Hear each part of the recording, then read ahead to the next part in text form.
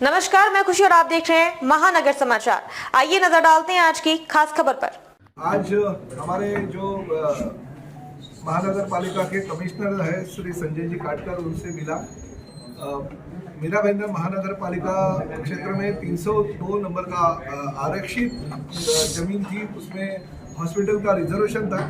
राज्य के मुख्यमंत्री आदरणीय एकनाथ शिंदे साहब के हाथों से मैंने 7 अक्टूबर 2022 को ऑफिशियल ये हॉस्पिटल का भूमि पूजन किया गया था।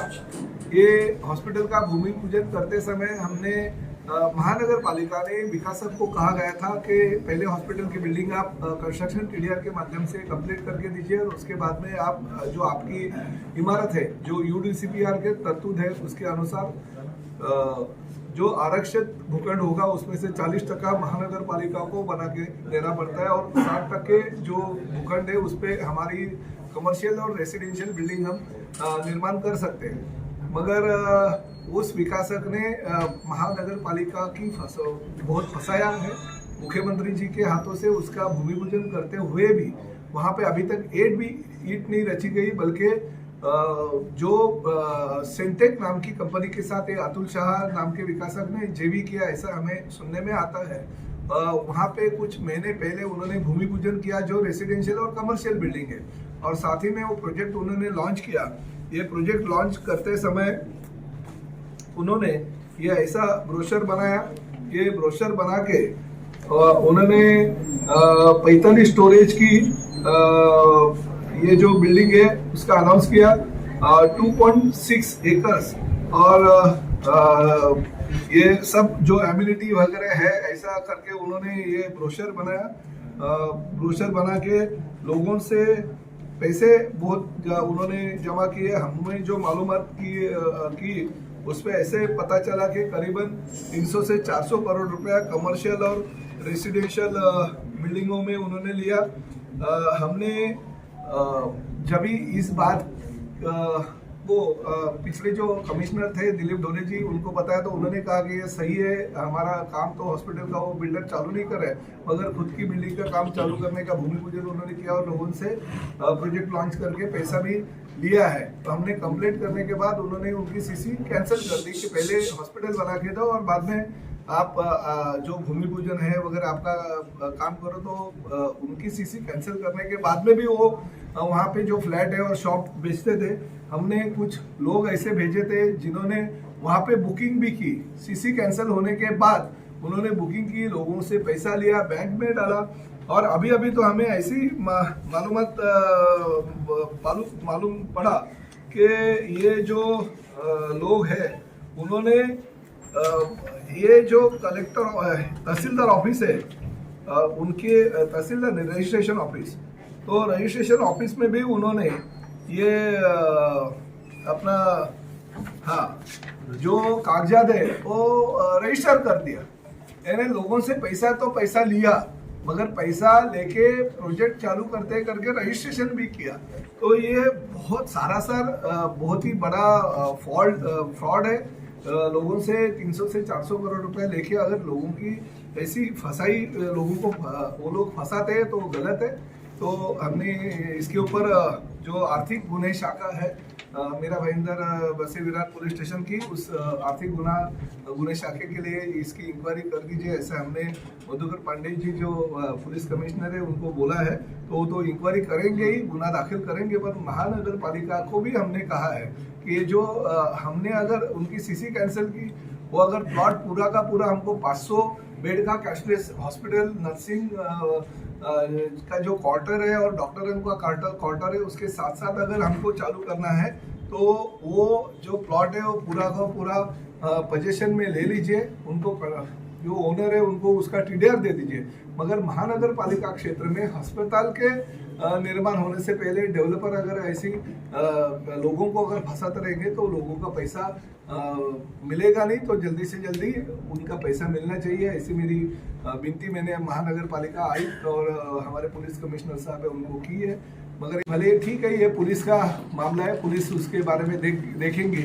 मगर स्वर्गीय इंदिरा बाबूराव सरनाइक हॉस्पिटल के जो 100 बेड का हॉस्पिटल है उसके बाद में 500 बेड का कैशलेस हॉस्पिटल हम मीरा भाईंदर शहर की जनता को दे रहे ताकि yellow ration card, orange ration card के साथ साथ व्हाइट रेशन कार्ड वालों को भी उधर सुविधा मिलनी चाहिए, ऐसा मेरा कहना है। जो स्वर्गीय इंदिराबाई बाबूराव सरनाईक अस्पताल चालू हो गया उसमें ओपीडी सेवा तो चालू है, मगर राज्य शासन की योजना जो होती है 1 अप्रैल 31 मार्च से खत्म होती है और 1 अप्रैल से चालू हो जाती है, उसका रिन्यू हर साल करना पड़ता है। तो 1 अप्रैल से जो सुविधा कैशलेस हॉस्पिटल में 5 लाख तक की लोगों को ऑपरेशन से लेके सभी सुविधाएं वो मिलना भी चालू हो जाएगा। तो ये 100 बेड का हो गया और 500 बेड का हॉस्पिटल, ऐसे 2 हॉस्पिटल प्रताप सरनाईक के कॉन्स्टिट्यूंसी में हम चालू करने का जो लोगों को विश्वास है वो के बारे में अभी देखिए मैंने आर्थिक गुणई शाखा की तरफ से उसकी मांग की, क्योंकि ये छोटी बात नहीं है, बहुत बड़ी बात है। रिजर्वेशन का प्लॉट कॉर्पोरेशन ने हॉस्पिटल बना के देने के मुद्दे पे उनको सीसी दी। अगर हॉस्पिटल 1 साल हो गया तो भी मुख्यमंत्री जी ने भूमि पूजन करने के बाद में वो अगर बना रहे, एक ईंट भी नहीं उधर रचाई गई है। कॉर्पोरेशन ने उसमें जो इंक्रोचमेंट वगैरह वो फ्री ऑफ कॉस्ट उसको निकाल के भी दिए थे, क्योंकि मुख्यमंत्री जी के हाथों से भूमि पूजन हॉस्पिटल बन रहा था। आपको लगता नहीं कि और ये होने के बावजूद अगर वो हॉस्पिटल बना के देने के बजाय अगर खुद का बिजनेस करते रहेंगे तो कॉर्पोरेशन ने सीसी कैंसिल कर दी, और सीसी कैंसिल करने के बाद कॉर्पोरेशन ने प्रोसीजर कर दी कि वो प्लॉट ताबे में लेने की।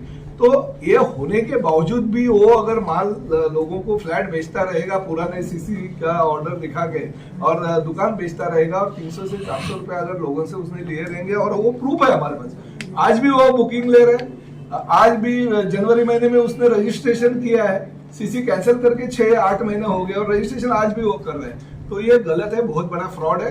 तो इसके बारे में जानकारी माननीय पुलिस कमिश्नर ने लेनी चाहिए और उसके ऊपर गुना दाखिल करके जो लोगों ने पैसे दिए वो लोगों के पैसे ब्याज समेत वापस देने चाहिए। कि अगर सीसी कैंसिल कर दी है तो महानगर पालिका ने वो आरक्षित भूखंड ये है कि अस्पताल के लिए आरक्षित भूखंड है, और जो सीसी दी गई थी डेवलपर ने हमें जो कमिटमेंट की थी, क्योंकि उसने एग्रीमेंट बना के दिया था, कॉर्पोरेशन के साथ एग्रीमेंट है उनका, तो एग्रीमेंट के अनुसार उन्होंने अगर बिल्डिंग का काम हॉस्पिटल का चालू नहीं किया तो ये जो भूखंड है ये आरक्षित भूखंड कायम है, और पुराने डीपी में भी वही था और नए डीपी में भी वही है।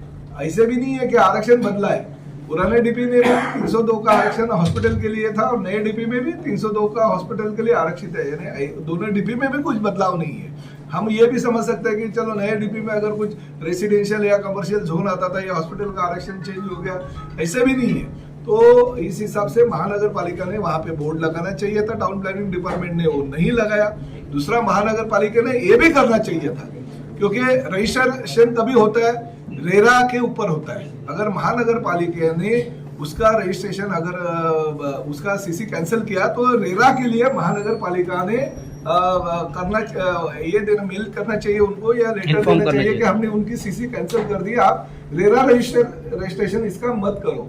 तो वो महानगर पालिका ने किया नहीं, ये हकीकत है। साथ में पर्यावरण विभाग का भी उनको परमिशन के लिए वो भेजते हैं, पर्यावरण विभाग के परमिशन के लिए भी वो लेटर भेजना चाहिए था कि पर्यावरण विभाग ने परमिशन नहीं देनी चाहिए क्योंकि इनकी सीसी कैंसिल हो गई।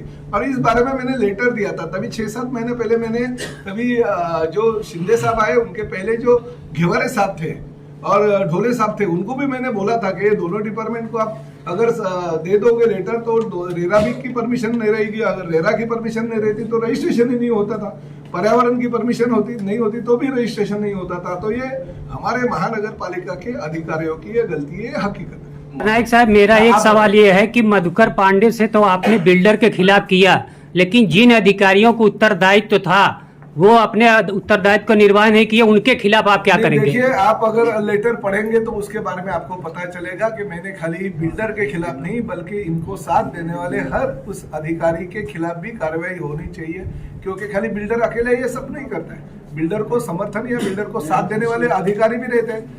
मैंने वही कहा कि टाउन प्लानिंग डिपार्टमेंट के लोगों ने अगर इसके पहले उनको नोटिस दिया और वो अगर उनकी सीसी कैंसिल की तो रेरा डिपार्टमेंट और पर्यावरण डिपार्टमेंट में अगर वो वही उसी वक्त अगर लेटर दे देते तो आज इतने लोगों को फंसाया नहीं जा सकता था। उनके ऊपर भी कार्रवाई होनी चाहिए जिन्होंने ये बिल्डर को समर्थन दिया या ये बिल्डर के फायदे के लिए। खबरों में अब तक के लिए बस इतना ही। फिर होगी आपसे मुलाकात ऐसी ही एक और खास खबर के साथ।